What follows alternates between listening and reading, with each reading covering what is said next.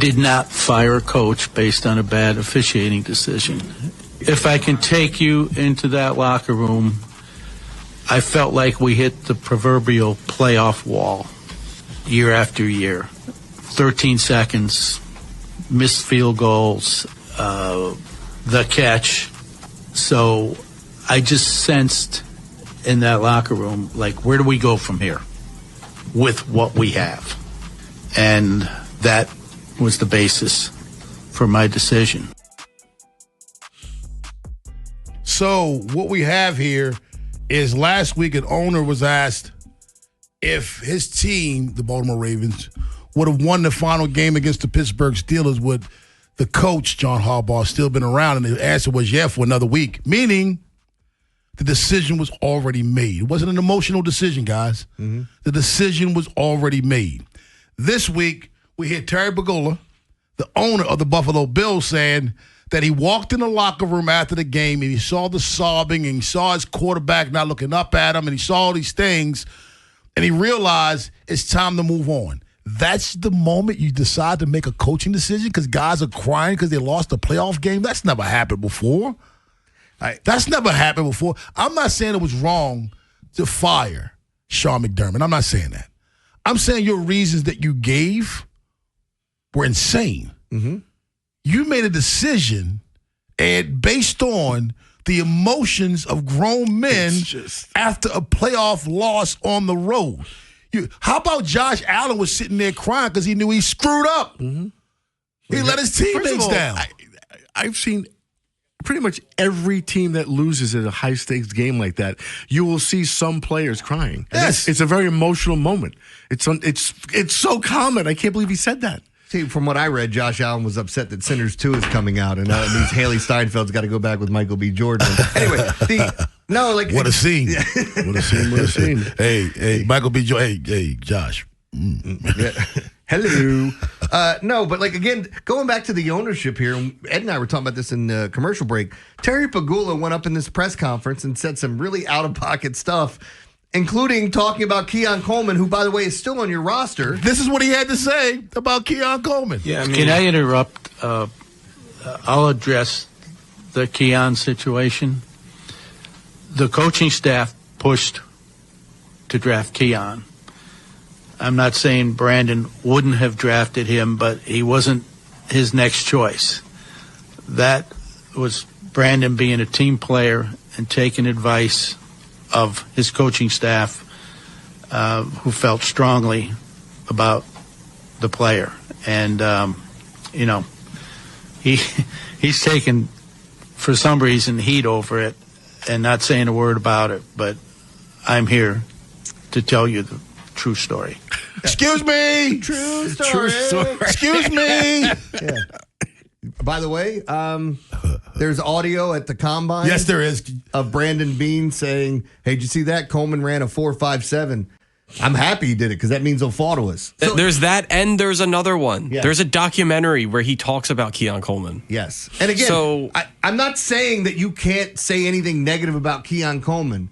But why are you going to single out a person that's on your roster right now? Right. And by the way, your GM has only drafted 2 Pro Bowl players since drafting Josh Allen. 2. And one of them's a backup tight end that happened to get picked because everybody else said, "Nah, we ain't coming to Orlando." Exactly. And so you fired your coach, which I'm not saying they shouldn't have. Why is the GM still there? Why? Oh, because it wasn't his choice to pick Coleman. He told me so. I like that's a solid. What is that voice? He told me so. It was the worst. I guess what made the press conference so bad, Ed, was on the heels of Steve Bisciotti's press conference, where it was press conference conducting 101. Yeah. Maybe that's what, but it was bad on its own, though. He should know better. This guy's been in the business for 1,000 years. What are you doing? Let me explain that. No, we didn't want this. We never wanted it. Can I say something, please? He didn't want Keon Coleman. It's like, are you yelling at the clouds, man? What are you doing? I just can't believe an owner says he fired the coach because he went into the locker room after a game and the team was crying. Yeah. That's why you fired your coach, because they were crying over a loss. Like an overtime loss. Your quarterback is 0-7 in overtime games. And that's probably weighing on him as well. What about the interception that what about the fumble right before the half? Maybe that was a reason for it. Sean McDermott didn't call that. Do you think if Pegula was here and he was the owner, he walked in the locker room and he saw Marlon Humphrey talking about becoming a police officer or the dance class he's going to take after they lose their playoff game, that he went, "Oh, everything's fine. We should keep Harbaugh." Exactly. What is this? The emotion of the game. Keep it. I just find it funny because it's these organizations. I don't think people pay attention to Buffalo. Yeah. Because they've been successful, but not over the hump. But they're kind of, and Pegula is the same guy that, keep in mind, remember Jack Eichel from the Sabres? Mm-hmm. Yes. They drove him out of Buffalo. Yes. He was a star coming into the end. Now he had 94 points. He owned the Sabres? No, he played Pegula. for the Sabres. Pegula. Pegula does. I didn't know that. Oh, yeah. He owns both. Well, I remember them. I remember them talking crap about the Sabres owner. I didn't know he was the same He's guy. the Sabres owner, yeah. And Eichel ends up leaving because they were screwing him over with his health. I'm out of here. He had 94 points with Las Vegas last year. So, I mean, this is the things they do. You know, I'm talking a lot about what he said about the locker room. For those of you who didn't hear it, this is what he said. I want to take you in the locker room after that game. I looked around. First thing I noticed was our quarterback with his head down, crying. I looked at all the other players. I looked at their faces and our coaches. I walked over to Josh. He didn't even acknowledge I was there. First thing I said to him, I said, "That was a catch." We all know what I'm talking about. He didn't acknowledge me. He just sat there sobbing. He was listless. He had given everything he had to try to win that game. And looking around, so did all the other players on the team. He didn't acknowledge you because he's probably thinking, "Get out of here, old man." He was probably sobbing because he had 2 interceptions and also an awful fumble before the half. But James Cook with 24 carries, 117 yards, didn't give his all. Dalton Kincaid with 6 catches, 83 yards and a touchdown, didn't give his all. He didn't give his all. You know what I mean? Those guys didn't give their all. Cole Bishop didn't give his all. Cam Lewis didn't give his all.